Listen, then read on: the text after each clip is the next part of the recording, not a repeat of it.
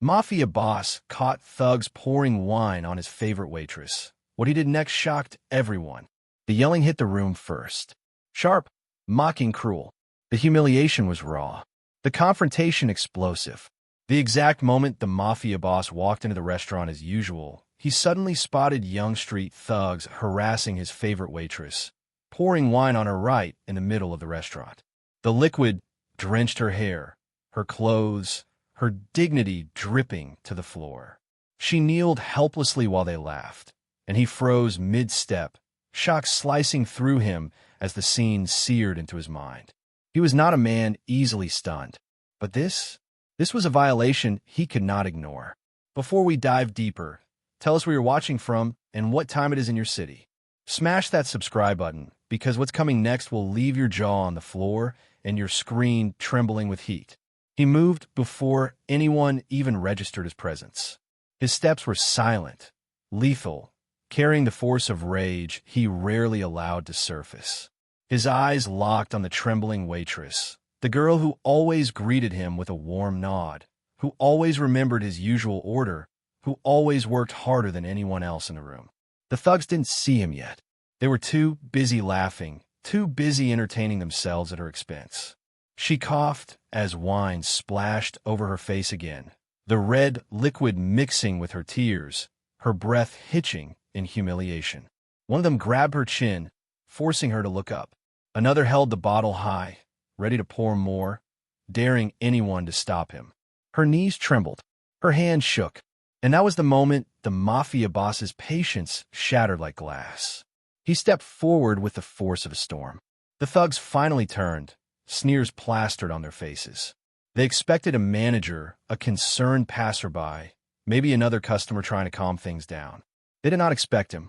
The moment they saw him, their expressions cracked. They blanched. Their bravado evaporated.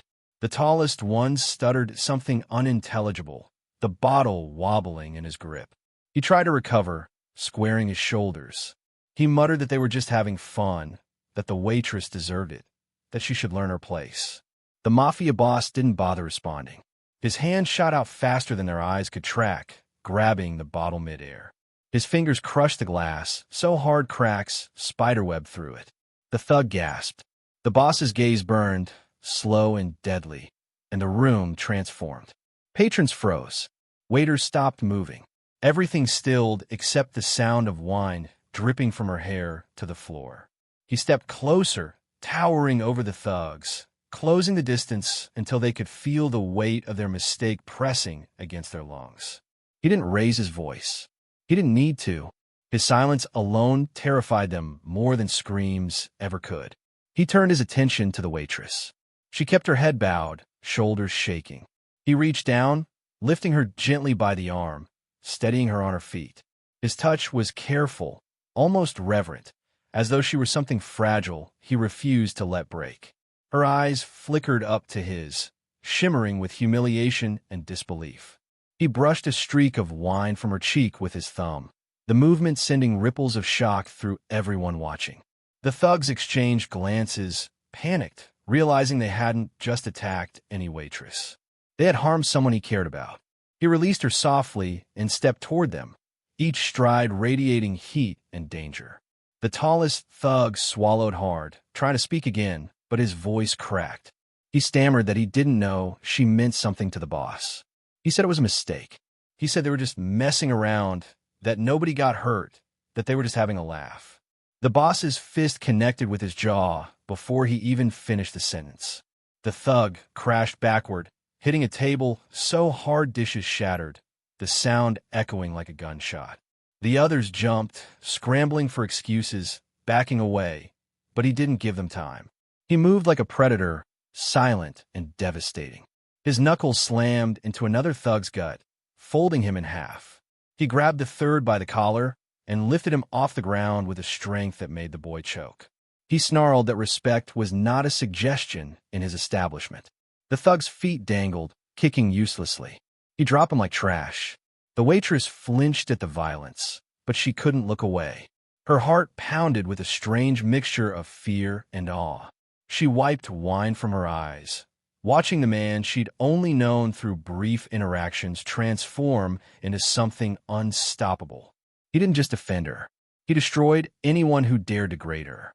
She had never seen him like this, and part of her wondered why he cared so much. She wasn't family. She wasn't powerful. She wasn't anyone special. Yet here he was, unleashing hell because they hurt her. The shortest thug tried to escape, sprinting toward the exit, but the boss caught him by the collar, yanking him backward. He slammed the kid onto a chair, forcing him to face the mess he'd made. He told him he wasn't leaving until he apologized. The thug stuttered, terrified, shaking violently as he spat out a pathetic apology. The Mafia boss wasn't satisfied. He told him to look her in the eyes and say it properly. The boy hesitated. The boss grabbed his shoulder, squeezing until he screamed. He shouted the apology so loud the windows trembled. The boss released him, letting him crumble to the floor. He told all of them to get out, his voice so powerful the whole restaurant shook. They scrambled to their feet, stumbling over each other as they fled like rats escaping a flood. The doors slammed behind them, leaving the room drenched in silence. The Mafia boss finally turned back to her. She stood trembling, soaked, humiliated, and shaken. She whispered that he didn't have to do all that. He stepped closer, lifting her chin gently, forcing her to meet his eyes. He told her that anyone who disrespects her disrespects him.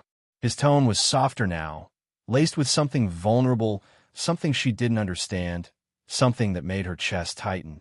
She felt a warmth spread through her bones, something she couldn't name. He took off his jacket and wrapped it around her shoulders. She inhaled his scent, a mix of danger and comfort.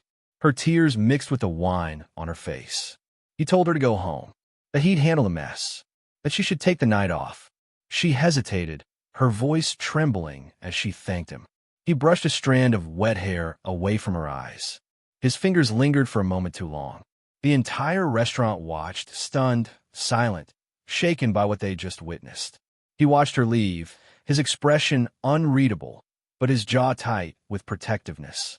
The moment the door closed behind her, he turned toward his men who stood frozen at the edges, witnesses to his fury. He gave them a single look, the kind that carried orders without words. They nodded and left to track the thugs, because the punishment wasn't over. Not yet. His world demanded consequences.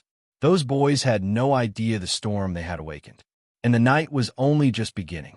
He watched the door close behind her, the last trace of her trembling silhouette disappearing into the night, and something inside him tightened like a fist. The thugs had run, but their fear wasn't enough. Not even close. The rage still lived in his chest, hot, pulsing electric. His men returned, exchanging glances, waiting for orders, their posture sharp. The restaurant felt like it was holding its breath, every person afraid to move, afraid to speak, afraid to even exist too loudly. And he liked it that way. Silence gave his fury room to breathe. He stepped around the shattered bottles, the overturned chairs, the splashes of red staining the floor where she'd kneeled under the rain of humiliation. His jaw locked so hard it ached. He wanted them found. Now, he walked outside, pushing the door with force, the cool night air cutting through his heat but not calming him. His driver stood nearby, alert, sensing the storm building in the air. He didn't speak. He didn't dare. The Mafia boss simply gestured, a flick of his fingers that sent everyone into motion. They scattered like wolves released into the night. His most loyal men sprinted toward the alleyways. His scouts vanished into cars. His enforcers cracked knuckles and grinned because they knew this was the kind of night he lived for, the kind that fed his legend. He got into the car, slamming the door shut, the leather groaning under his rage. His driver started the engine without being told, and the car surged through the streets like a bullet. The city blurred by, rushing past in streaks of shadow and neon. His phone buzzed once, twice, then again. Updates. They found the boys. They were hiding behind an abandoned garage, panicking. That place wasn't even worth calling a hideout. Amateur. He wanted them cornered like animals.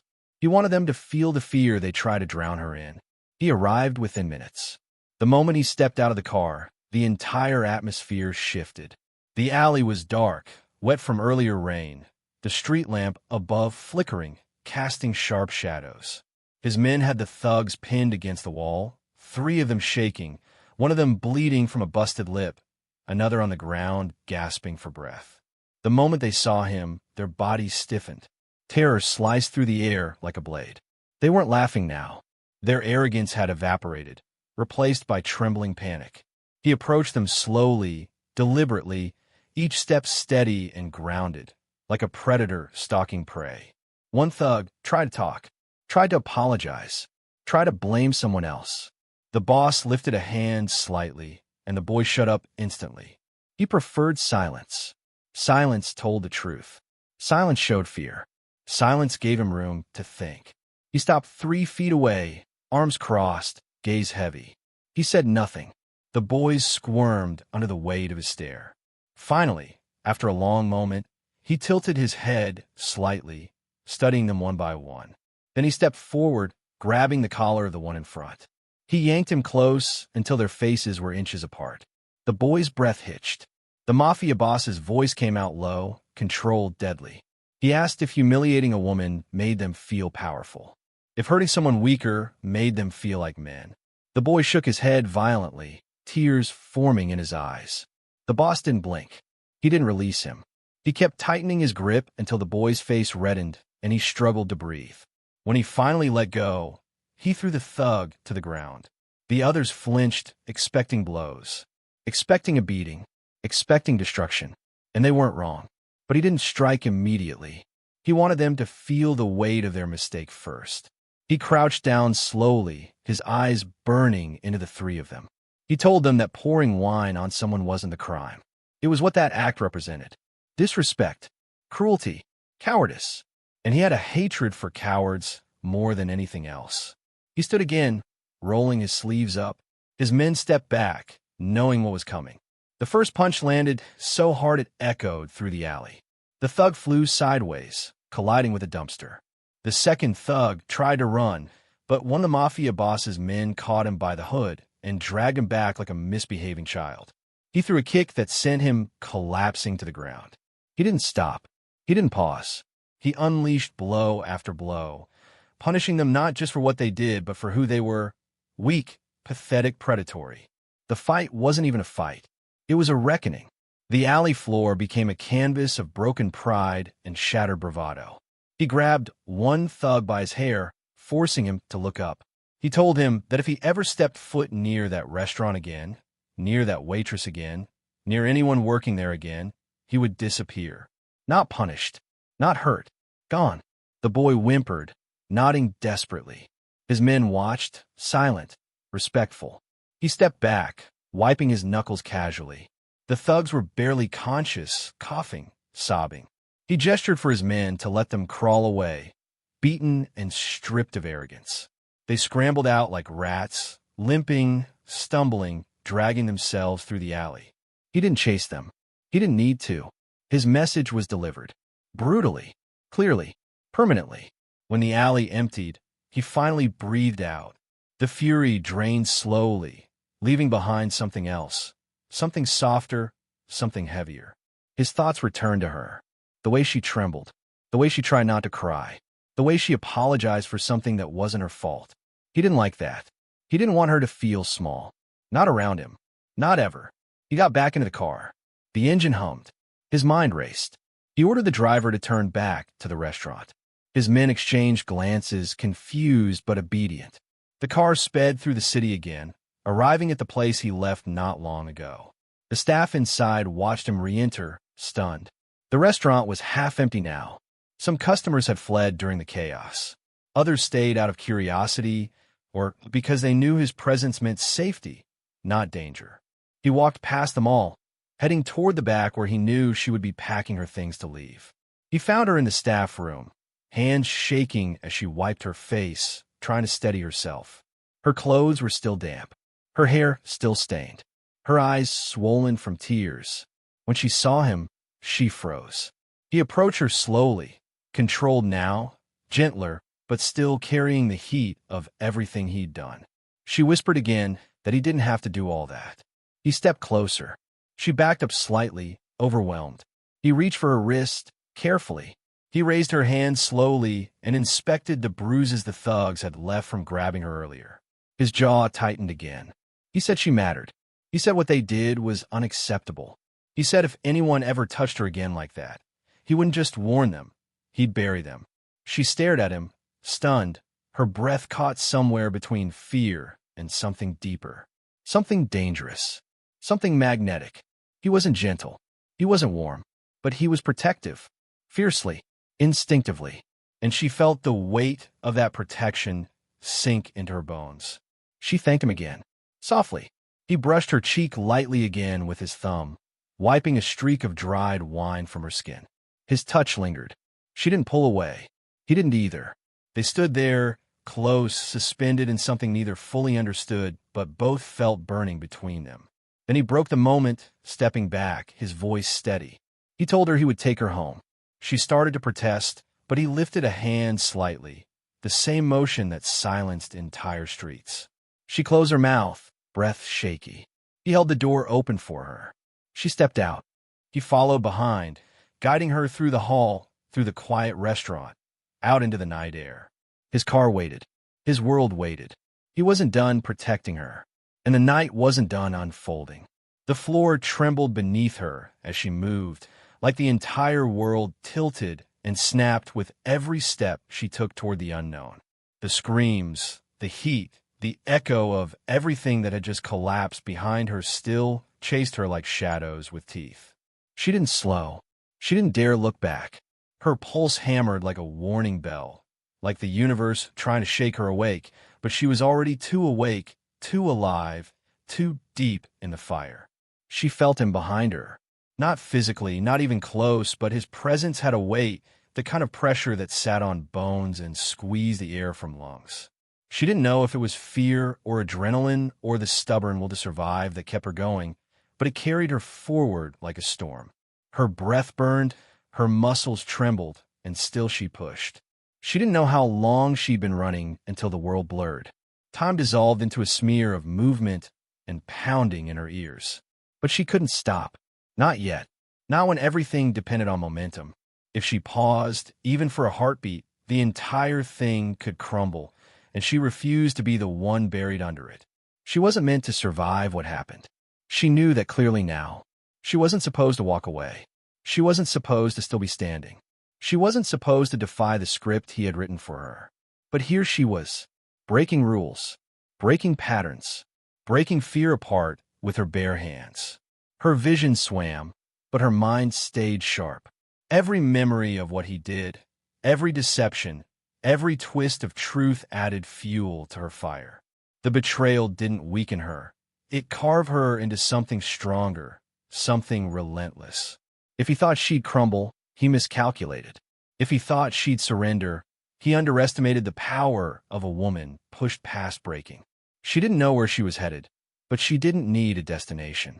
She needed distance, space to breathe, space to think, space to rebuild whatever pieces of herself hadn't been scorched beyond recognition. She felt the grit of determination settling deeper inside her, forming something hard and unshakable. Behind her, the past roared like a monster she refused to feed. Ahead of her, uncertainty stretched like a door waiting to be kicked open. She didn't slow. She didn't falter. Even fatigue couldn't reach her yet, not while adrenaline still dragged her forward like a force of nature. Her thoughts spiraled, tangled with fury and clarity. She remembered the moment everything snapped, the moment the truth hit like a blade. The moment she realized the person she trusted the most was the same person who set her up to fall. That realization burned. It carved lines across her heart, but it also lit something inside her that nothing could extinguish. She remembered his voice, the coldness wrapped in fake tenderness. She remembered the promises, the manipulation, the calculated charm.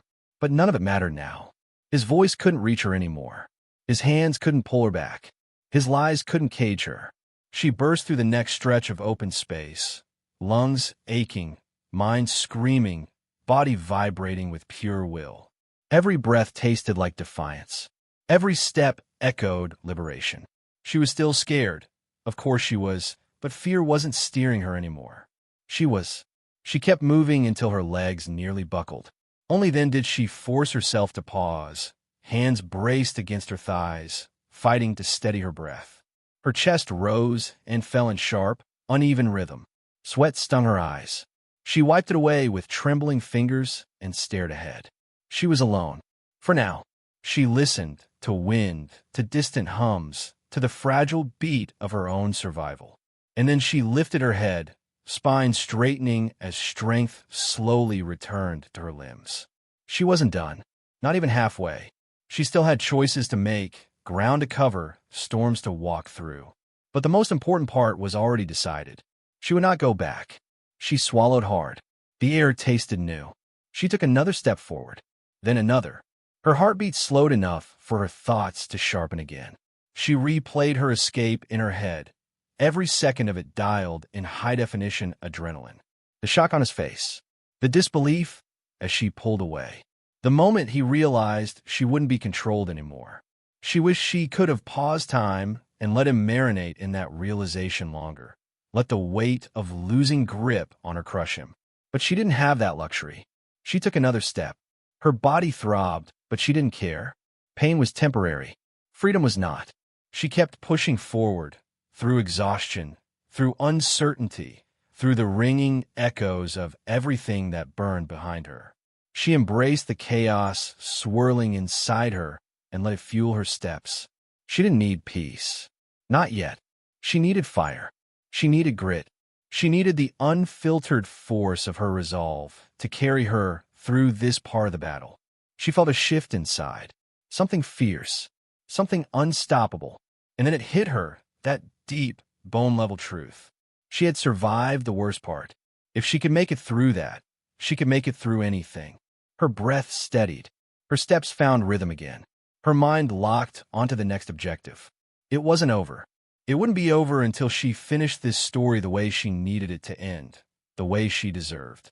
Her heartbeat rose with renewed energy as she pushed forward. She wasn't weak. She wasn't broken. She wasn't lost. She was rising. Every stride became a declaration. Every breath a promise. Every moment a reclamation of the power that had been stolen from her. She wasn't afraid of consequences anymore. She wasn't afraid of retaliation. She wasn't afraid of the unknown. She was done being afraid. And as she moved deeper into the space ahead, strength surged once more. She didn't look back. She wouldn't. The past held nothing for her except chains she'd already shattered. Her pulse quickened again, but this time not from fear. From purpose. She wasn't running anymore. She was advancing. She felt it in her bones. She felt it in her breath. She felt it in the heat beneath her skin. The fire hadn't burned out. It had only just begun, and she was ready for whatever came next. She stepped forward again, shoulders squared, eyes sharp, mind blazing. No hesitation. No surrender. No retreat. She walked straight into the storm with the certainty of someone who was done being a victim and fully prepared to become the force that rewrites the ending. And the story surged onward, wild and unstoppable, as she transformed from the hunted into the one with all the momentum, all the rage, all the fire. Nothing could stop her now. Not him. Not fear. Not fate. She was coming for everything that tried to destroy her, and she would take back every piece that belonged to her. One breath, one step, one burning heartbeat at a time. The moment her foot struck the ground again, something inside her detonated. Not fear, not panic, pure ignition. The kind that rips through hesitation and burns hesitation down to ash. She felt the shift, the surge, the unstoppable force rising in her like a tidal wave determined to swallow everything that ever tried to drown her. She moved faster now, not with desperation, but with intent. No more stumbling. No more running blindly. She had direction, purpose, a target. Her thoughts sharpened like blades, and every memory of what he'd done flared hotter, feeding the fire until it roared through her veins. She could feel him trying to regain control somewhere in the universe, scrambling to predict her next move, probably furious that she slipped through his fingers. She imagined his face twisted in disbelief, imagining she would return broken and begging. That image fueled her stride. She'd left him stunned, blindsided, and she would make sure he remained that way. She didn't slow, even as the adrenaline thinned and the ache tried clawing its way into her muscles. She refused to let exhaustion steal her momentum. She inhaled hard, breathed through the burn, and kept moving like the world depended on her staying one step ahead. And maybe it did. Maybe fate was done testing her. Maybe destiny was shifting to her side. Maybe her survival wasn't luck. Maybe it was power. Her mind raced, replaying the chaos, piecing together fragments of strategies she hadn't fully understood in the moment. But now everything clicked. Everything aligned. She saw patterns where before there had been confusion. She saw his manipulation with clarity sharper than glass. She understood exactly how he cornered her, how he twisted stories, how he disguised control as care. But most importantly, she understood the moment everything changed. It wasn't when she ran. It wasn't when he lost her. It was the moment she stopped believing him. That was the rupture. That was the explosion. That was the rebirth. And now she carried that fire like a weapon. She pushed forward, pulse pounding like war drums. Every second she breathed was rebellion. Every step was proof she refused to be erased. She didn't care what traps he'd laid ahead. She didn't care what he'd do when he realized she wasn't hiding. She didn't care how dangerous the path was. She wanted danger. She wanted the confrontation. She wanted the final face-off. Because now she wasn't the one running. Now she was the one closing in. She felt the shift again, an instinctual warning, the kind that prickled her skin and made her spine tense. She paused, not in fear, but in awareness. She scanned without really seeing, listening with more than her ears, sensing the energy in the air. Something had shifted. Someone had moved. Something had reacted to her awakening. She stood still just long enough to let her chest rise and fall, breath controlled, mind razor-focused. Then she smirked to herself, small, fierce, defiant. Let them come. She began moving again, lighter on her feet now, sharper in her mind. The weight of everything she'd endured didn't drag her down, it propelled her. Every bruise became armor. Every scar became a map. Every heartbreak became ammunition. She imagined him pacing somewhere, furious, confused, possibly afraid. Not of losing control, but of what she would become without it. She imagined him realizing too late that he created a version of her he couldn't manipulate anymore. A version he couldn't predict. A version he couldn't break. The idea made her smile again. She kept going, stride steady, breath rhythmic, determination locked in. Her heartbeat wasn't frantic now. It was focused. It was strong. It was steady, like a countdown. She felt the next surge of adrenaline hit her bloodstream like lightning, electrifying her limbs. She didn't question it. She embraced it. She let it fuel her as she pushed harder, faster, fiercer. She wasn't escaping anymore.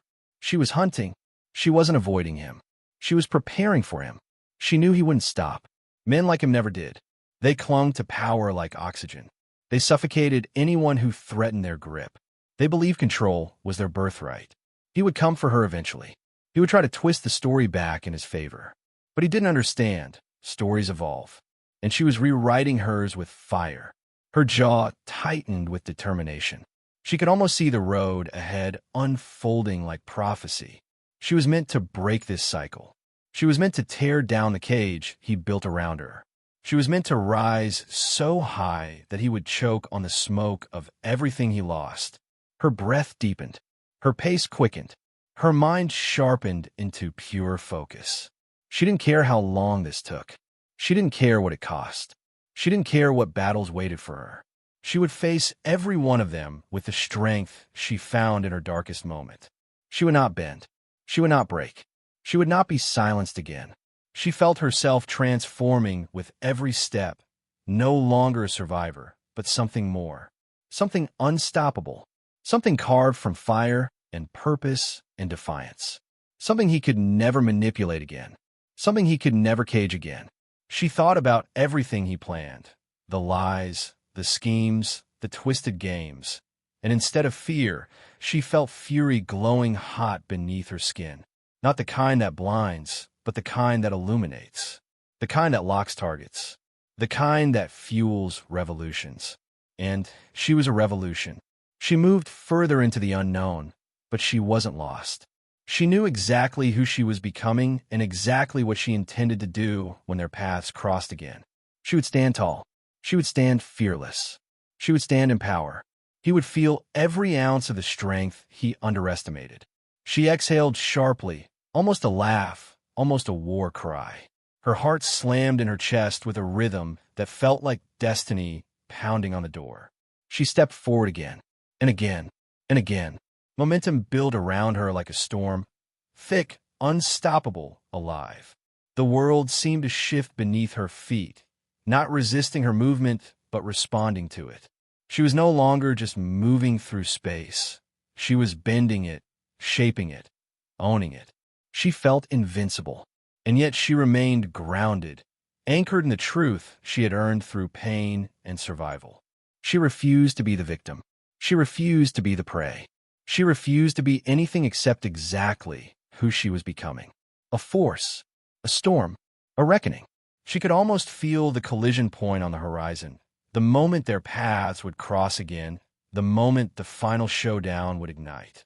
And she was ready, more ready than she had ever been. She didn't rush toward it. She didn't hesitate either. She moved with steady fire, certain that every second brought her one step closer to justice. Not revenge, justice.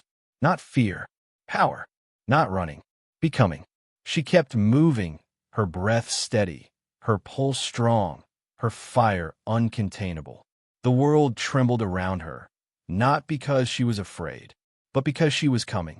And nothing, absolutely nothing, was going to stop her now. She didn't slow even as the horizon narrowed and the air thickened with the promise of everything she'd been building toward. Her steps no longer sounded like footsteps. They sounded like declarations. Like each one hammered another nail into the coffin of everything he thought he owned. Every memory of him, every fear he planted, every shadow he cast. They were shrinking behind her like ghosts losing their power in daylight. And then the moment arrived. Not with fanfare, not with theatrics, but with a silence so heavy it punched the breath from her lungs. There he was, not the monster she'd built up in her mind, not the untouchable force she believed could swallow her whole, just a man. A man who finally realized he was standing on the wrong side of fate. His posture stiffened as his eyes locked onto her, stunned not by her presence, but by her transformation. He wasn't looking at the woman he controlled. He was looking at the woman he created by trying to break her. She didn't flinch.